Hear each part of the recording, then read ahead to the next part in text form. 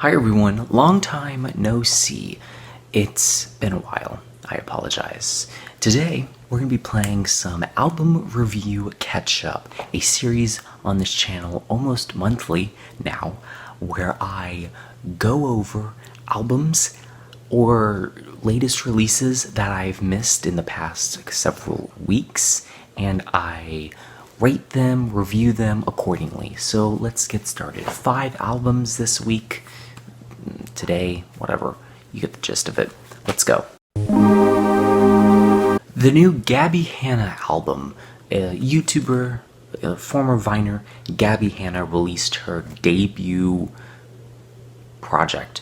It's confusing whether or not this is an album or an EP. It is 13 tracks. It is also 19 minutes, but I'm still going to classify it as an album. This is a very decent debut album. The couple things that I have as gripes on this album is that this is a very rudimentary concept album. There are 6 core songs on this thing and 7 kind of like audio snippets, and easily all of those audio snippets could have been added on to the beginning or ends of songs. But other than that, I want Gabbie to focus on making herself more prominent within musical aspects.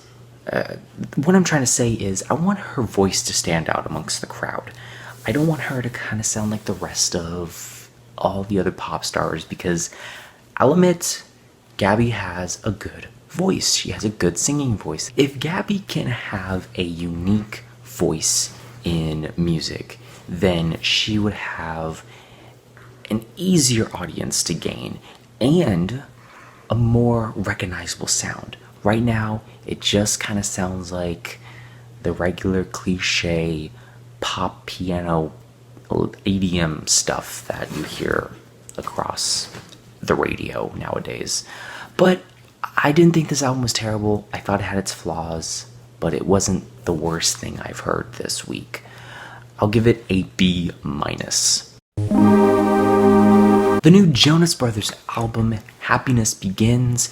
While this is their comeback album, this is probably one of the more lackluster comeback albums in a while. Now, I do have a personal thing with the Jonas Brothers.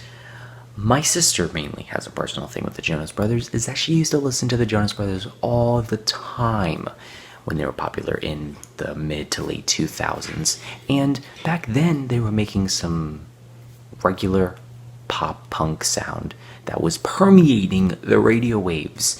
Bands like Boys Like Girls, All Time Low, Jonas Brothers, and way too many to echelon and pigeonhole and say in this video. I know those 3 words didn't mean the exact same thing, but you know what I'm trying to say. Happiness Begins, however, is definitely not a pop punk album.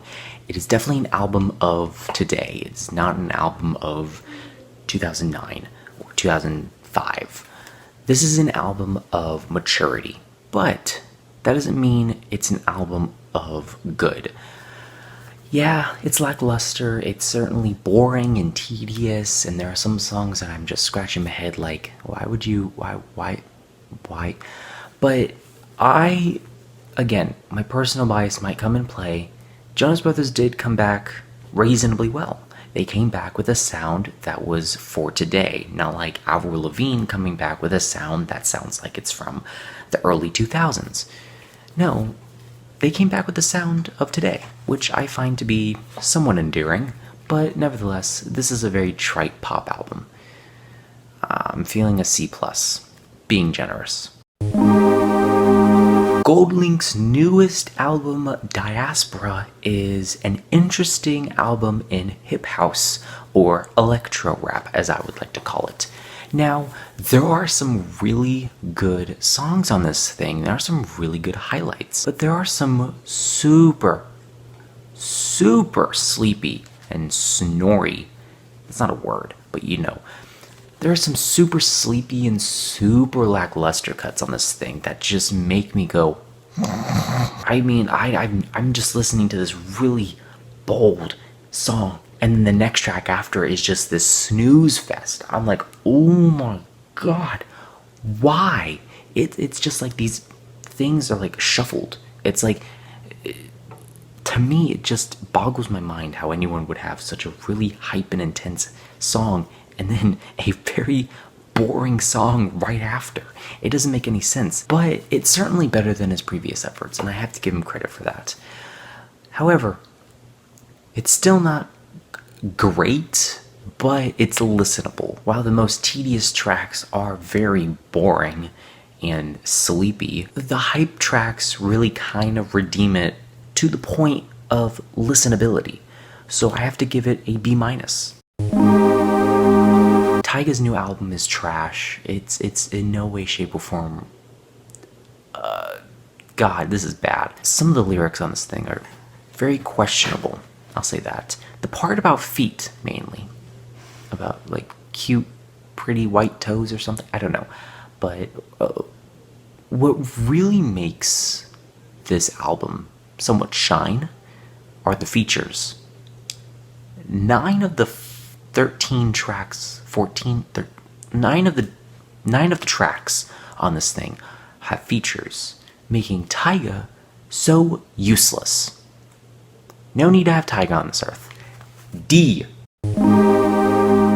Bastille is an interesting group because I have a personal connection with them, because their debut album is really nice. I enjoyed it a lot. But Doom Days is kind of that we've already heard this again album. Like, it's rehashing the things that they did on their debut. It's bringing nothing new to the table and just overall really lacks in originality and creativity that the band had on their debut album. Their sophomore album, same thing, same problem. But there are a little more problems with this album than the debut.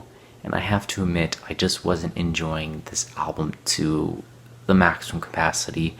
I was actually not enjoying it as much as I thought I would, which is unfortunate. Yeah, if they just work on making new music instead of kind of rehashing what they did in their previous albums, then I'd probably enjoy them a little more. But right now, it's just a lost cause, in my opinion. I'm feeling a C+. And that's it. That is the end of this video. I hope you enjoyed. Let me know your thoughts and opinions on these albums down below. Have you heard of them? How have you heard them? And what are your suggestions for me to review next? Again, I apologize for being gone for so long. You know, it's called procrastination. It's a terrible thing. Have a great day.